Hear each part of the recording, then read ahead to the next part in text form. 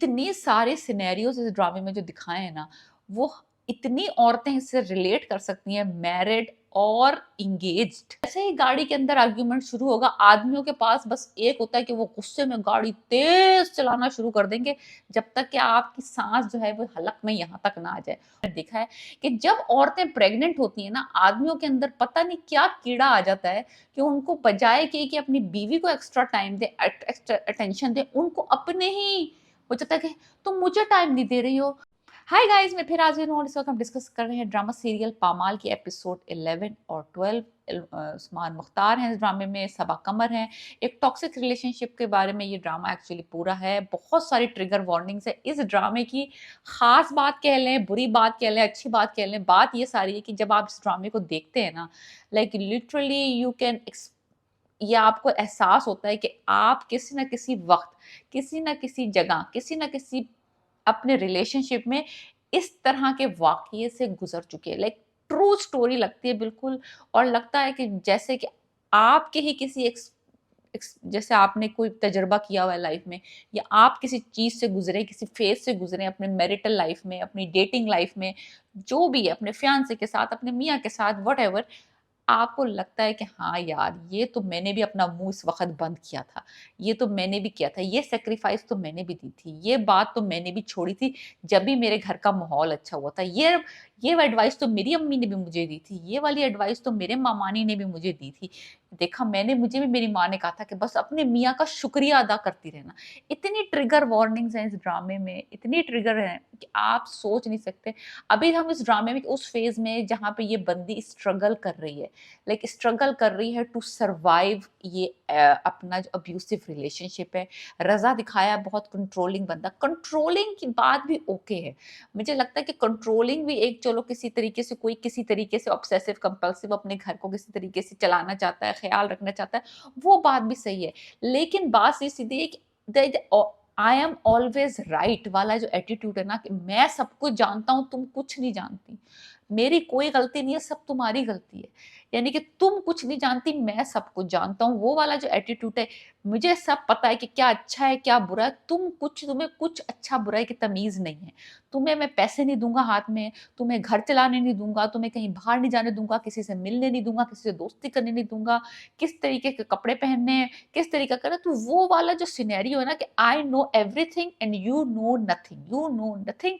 तुम बस अभी पैदा हुई हो और मैं तुम्हें हमें हर चीज़ जो है वो अलिफ से स्टार्ट करा के सिखाऊँगा। और जब तक तुम मेरी चीज़ों के हिसाब से चलोगी, यू आर गोल्ड। और जैसे ही तुमने ये ज़रा-सा भी सोचा, ज़रा-सा सोचा भी अपने दिमाग में, अपने लिए कुछ सोच लिया, अपने लिए कुछ करने के लिए सोच लिया, उस वक़्त बस ये बंदा फ्लिप हो जाता। इतने सारे सिनेरियोज़ इस ड्रामे में जो दिखाए हैं ना, वो इतनी औरतें इससे रिलेट कर सकती हैं, मैरिड और एंगेज्ड। मैं ये कहूँगी एंगेजमेंट से ही कभी-कभी ऐसे रेड फ्लैग्स नज़र आना शुरू हो जाते हैं, वो जो मंगेतर होते हैं खप्ती से।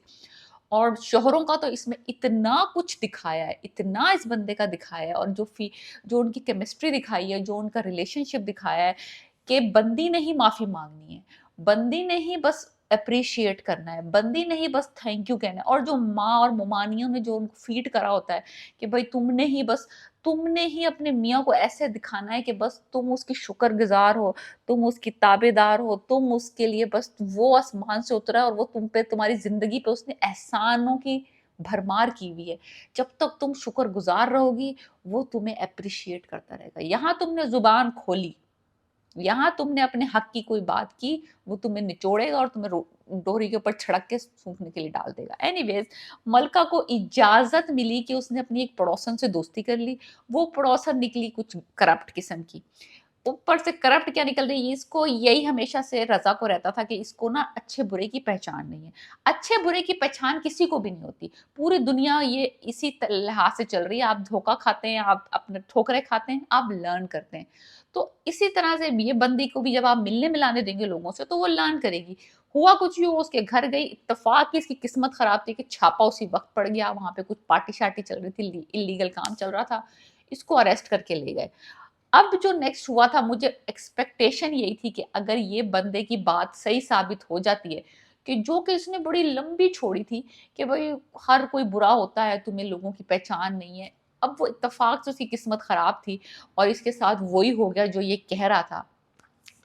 अब वो ले गए उसको अरेस्ट वरेस्ट करके, इसने छुड़वू तो लिया, लेकिन ये तपा हुआ जो अगला सीन था ना, उससे मैं पर्सनली एक्चुअली रिलेट करती हूँ, क्योंकि बहुत सारी दफ़ा ये हो चुका है, बहुत दफ़ा मैं एक्सपीरियंस भी कर चुकी हूँ। जब आपके जो मुझे बताइएगा कितनी कितनी फीमेल्स हैं वो इससे रिलेट करती हैं कि जब आपके आपस में बहस मुबाहिसा चल रहा होता है मियाँ से, तो आप वो बहस मुबाहिसे में अपनी ज़ुबान कंट्रोल कर लेते हैं जब आपका मियाँ गाड़ी चला रहा हो। बिकॉज़ जैसे ही गाड़ी के अंदर आर्ग्यूमेंट शुरू होगा, आदमियों के पास बस एक होता है कि वो गुस्से में गाड़ी तेज़ चलाना शुरू कर देंगे, जब तक कि आपकी साँस जो है वो हलक में यहाँ तक ना आ जाए और आप बस या तो रोने लग जाएँ या आप चुप कर जाएँ या आप वो आर्ग्यूमेंट छोड़ दें या अपनी बात को अधूरा छोड़ के चुप करके बैठ जाएँ।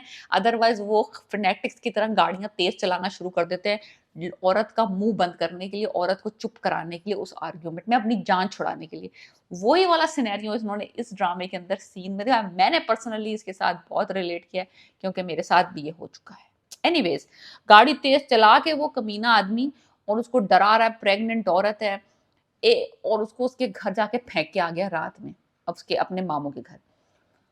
बात सीधी-सी ये है कि यहाँ पे एक और बात बड़ी इम्पोर्टेंट थी जो कि मैंने नोटिस की है और मेरा एक्सपीरियंस भी है लोगों के, यानी कि मेरा अपना पर्सनल नहीं है लेकिन मैंने देखा है कि जब औरतें प्रेग्नेंट होती हैं ना, आदमियों के अंदर पता नहीं क्या कीड़ा आ जाता है कि उनको बजाय कि अपनी बीवी को एक्स्ट्रा टाइम दें, एक्स्ट्रा अटेंशन दें, उनको अपने ही हो जाता है कि तुम मुझे टाइम नहीं दे रही हो, तुम मेरा ख़्याल नहीं रख रही हो। उनके अंदर ये कोई बच्चा जाग जाता है, एक उनके अंदर कोई सेल्फ कॉन्शियस हो जाते हैं वो, तुम मुझे नज़रअंदाज कर रही हो, तुम मुझ वो यही वाला हालम इस रज़ा के भी साथ भी यही प्रॉब्लम है। जब से ये बंदी प्रेग्नेंट हुई है ना, इसके अंदर ये हो गया कि इसकी जो पहले सेंसिटिव साइड थी वो और सेंसिटिव हो गई है कि भई ज़्यादातर जो है ना मियाँओं का ये होता है कि वो जब प्रेग्नेंट औरत होती है बजाय प्रेगनेंसी औरत को अटेंशन एक्स्ट्रा दें, वो एक्स्ट्रा अटेंशन सीक करना शुरू कर देते हैं। बहुत सारे जो है ना सिनेरियोज़ में ये भी होता है कि आदमी जो है आउटसाइड अफेयर्स लड़ा लेते हैं बिकॉज़ उनको घर में एक प्रेग्नेंट औरत उनको इतना टाइम नहीं दे रही होती, उनको इतनी अटेंशन नहीं पे कर रही होती, उसकी अपनी बॉडी चेंज हो रही होती है, तो she is tired and whatever. तो वो बहुत सारे अफेयर्स जो होते हैं आदमी उस वक़्त भी चला रहे होते हैं जब उनकी बेग में प्रेग्नेंट होती हैं घर में। सेपरेशंस के जो टाइमिंग होते हैं वो भी बहुत ज़्यादा हो जाते हैं। मियाँ बीवी हार्मोनल हुई होती है, उसका कंट्रोल आउट ऑफ कंट्रोल हुआ होता है दिमाग। लड़ाइयाँ होती हैं, सेपरेशंस भी बहुत हो जाती हैं। तो ये वाला बहुत चक्कर उठा है और इसमें ये दिखाया है वो साहब अपनी प्रेग्नेंट वुमन को बीवी को चला के उनके अपने मेके छोड़ के चले गए रात की तारीकी में छोटी-सी बात पे कि भई उसने किसी गलत बंदी से दोस्ती कर ली। एनीवेज़ ये सारा कुछ हुआ है। मामू बहुत अच्छे दिखाए हैं, आई लव दैट मामू। माँ का जो कर रिएक्शन दिखाया है जब बेटी घर आती है, मैं कहती हूँ इतना कोई बेहतरीन एक्टिंग की है उस बंदी ने, जो माँ बनी है। तुमने गलती नहीं की, तुमने गुनाह किया है, लाइक माँ जो है जो उसको सपोर्ट करना चाहिए था प्रेग्नेंट और बीवी को अपनी बेटी को कि उसको छोड़ के चला गया मियाँ ऐसी कौन सी बड़ी गलती कर ली। माएँ जो है ना इस मामले में इसमें माँ इतनी डेस्परेट दिखाई है ना कि किसी तरीके से भी बस वो बंदी ना सरवाइव कर ले अपने मियाँ के साथ मुँह बंद करके उसकी टाँगें पकड़ के उसके कदमों में लेट जाए, उसको कुछ भी कर ले लेकिन घर वापस ना आए। ये इस तरह की माँ दिखाई है और ये बहुत कॉमन है। ये कोई अनयूजुअल नहीं है, ये कोई एक्ज़ैजरेटेड एक्चुअली दिखाया नहीं है। क्योंकि वो खुद भी बेवा थी और वो पूरे ज़िंदगी अपनी बेटी के साथ अपने भाई के घर रही है। तो वो ये चाह रही है कि किसी किसी लेवल पे भी जाके मलका कॉम्प्रोमाइज़ करे और अपने मियाँ के साथ रहे। Like literally she is pushing, pushing and pushing and pushing. वो तुम्हें लेने नहीं आएगा, तुमने गलती नहीं की, तुमने गुनाह कर दिया। आदमी के दिल में अगर एक दफ़ा बात आ जाए वो निकलती नहीं है। ब्ला, ब्ला, ब्ला कोई घर में लेटर आ गया समझ रही है कि तलाक आ गई। लाइक लिटरली वो उसने उस बंदी को लाइक मैं कहती हूँ मलका को तो मियाँ ने तो क्या ही पागल किया होगा, माँ ने उसकी अपनी ने उसको फुल पागल किया हुआ इतना।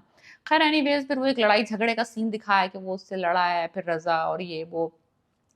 फिर उसके बाद जब मलका को पता चल गया तो वो वापस आ गई उसको हॉस्पिटल में।